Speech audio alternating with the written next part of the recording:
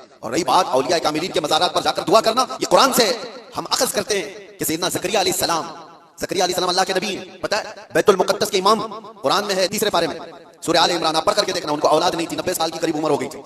رب تعالیٰ فرماتا ہے ہنالک دعا زکریا ربہ قال رب هب لي من لدنك ذرية طیبة انك سمیع الدعاء۔ زکریا علیہ السلام کو بھی اولاد نہیں تھی، تو اسی مریم کے محراب میں کھڑے ہو جہاں بی بی مریم تھی، کہا اے اللہ مجھے بھی ایک بیٹا عطا کر دے۔ ہنالک دعا زکریا ربہ، یہ قرآن کی آیت ہے۔ زکریا علیہ السلام نے اپنے رب سے دعا کی، اللہ مجھے بھی ایک بیٹا دے دے، تیری جانب سے نیک و صالح بیٹا عطا کر دے۔ اب یہ دعا تو ہو گئی، اور قرآن میں اس کے فوراً بعد آیت ہے فنادته الملائکۃ وهو قائم یصلی فی المحراب ان اللہ یبشرک بیحییٰ۔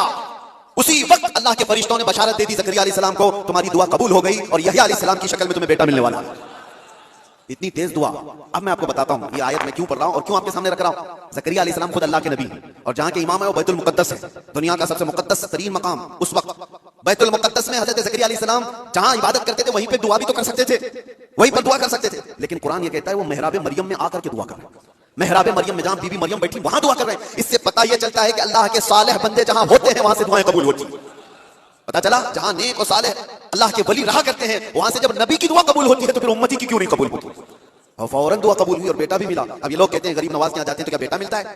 بیٹی ملتی ہے، اولاد مانگنے جاتے ہیں۔ ظالموں تمہیں پتہ نہیں زکریا علیہ السلام بی بی مریم کے پاس کھڑے ہو کر بیٹا مانگے تھے تو بیٹا نبی کی شکل میں ملا تھا۔ ہاں یہ نہیں ہے کہ وہ بی بی مریم سے مانگ رہے تھے، وہ اللہ سے مانگ رہے تھے، لیکن جگہ کون سی ہے؟ جگہ کا بھی اثر ہوتا ہے۔ بلا تمثیل میں آپ سے کہہ رہا ہوں کہ ہم پتہ نہیں کیسے کیسے گناہوں میں مبتلا ہیں، یہاں سے نکل کر کے ہم ان پاک ستھری جگہوں میں جاتے ہیں جہاں اللہ کے ولی آرام فرما، اور اس جگہ پر کھڑے ہو کر ہم اللہ ہی سے دعا کرتے ہیں، اور پاکیزہ مقام کی برکت سے اللہ دعائیں قبول کرتا ہے۔ یہ سنیوں کا عقیدہ میں بتا رہا ہوں۔